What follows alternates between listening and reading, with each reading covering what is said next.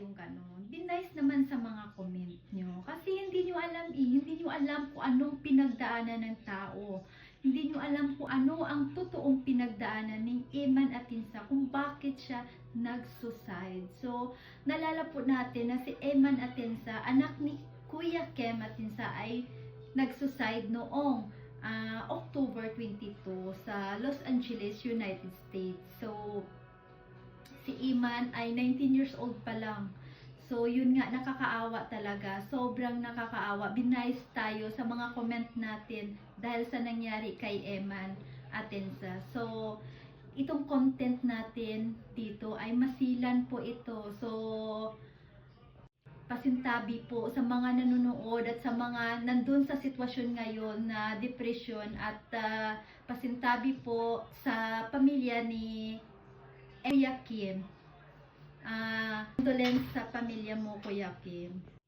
So ngayon, gusto ko lang i-share sa inyo na yung tao o yung taong nandun na talaga sa ganong sitwasyon ay mahirap po, mahirap siya. Hindi po siya sakit na pwede kang uminom ng paracetamol maging okay na. Mahirap po talaga siya. Alam ko kasi dumaan po ako dyan. So ito po sasabihin ko sa inyo based on my experience para may alam din kayo. So ngayon isi-share ko sa inyo yung experience ko kasi dumaan din ako dyan. Kung naalala nyo, nag-isolate din ako ng mga ilang months dito sa bahay dahil nandun ako sa stage talaga na sobrang lugmok din talaga ako. Dumating din ako sa point na talagang nagtangka na din ako tapusin yung buhay ko. 2 beses po akong nagtangka at pag nasa depression ka talaga, talagang mahirap po mahirap po siya i-explain na bakit yung tao darating sa point na magtangkang magpakamatay or magtangkang tapusin yung buhay. Kasi meron dumating na, pag nandun ka sa point kasi, parang napuno ka na, gusto mo nang matapos, yung ganon. So, i-share ko lang sa inyo, based on my experience. So, ang nangyari sa akin, napapansin ko sa sarili ko ay yung mga ginagawa ko dati ay hindi ko na ginagawa. Especially talaga, yung una talagang mapapansin mo, na malaman mo talaga na talagang nandun ka na sa stage na gano'n, ay yung parang ayaw mo nang makakita ng tao, ayaw mo nang makipaghalubilo ng tao, ayaw mong sagutin yung mga tawag ng mga tao, kakilala mo, ayaw mo nang lumabas ng bahay. Yun talaga yung una talagang napansin ko sa sarili ko. Sobra, as in, sobra talaga.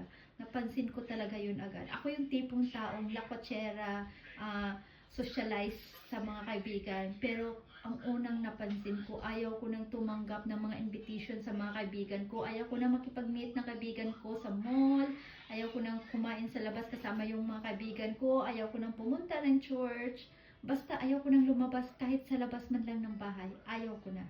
Yun yung una talaga napansin ko sa sarili ko. Kaya sobrang hirap, lalong-lalo na po pag wala ka talagang pamilya talaga na lagi mong makakausap. Sobrang hirap po, yung walang pamilya na tatanong sa'yo na kumusta ka, okay ka lang. Sobrang hirap. Kaya talagang dumating din ako sa point na nagtangka din akong tapusin yung buhay ko. 2 beses ko din nagtangka akong tapusin yung buhay ko. At yung 2 beses na yon, alam nyo, wala talaga ako sa sarili. Na para bang gusto ko na lang matapos kasi pagod na ako. At thankful lang talaga ako dahil si God ay nandyan. At yung 2 beses na nagtangka akong tapusin yung buhay ko, yun na talaga yung time na talagang nag-ano na talaga ako ng health, nag-seek na talaga ako ng health, na I really need help talaga as soon as possible. Ayaw ko na yung ganito.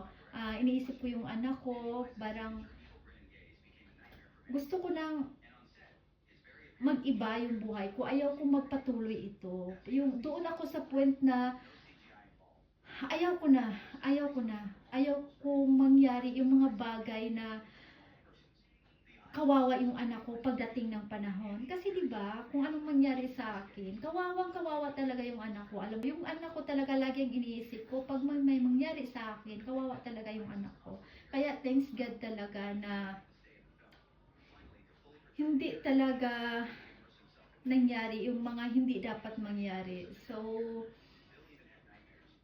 pag meron kayong mapapansin na gano'n, or meron kayong mga kakilala na gano'n na ayaw nang lumabas, ayaw nang makipagkita, which is ginagawa nila dati, yun na talaga, as in.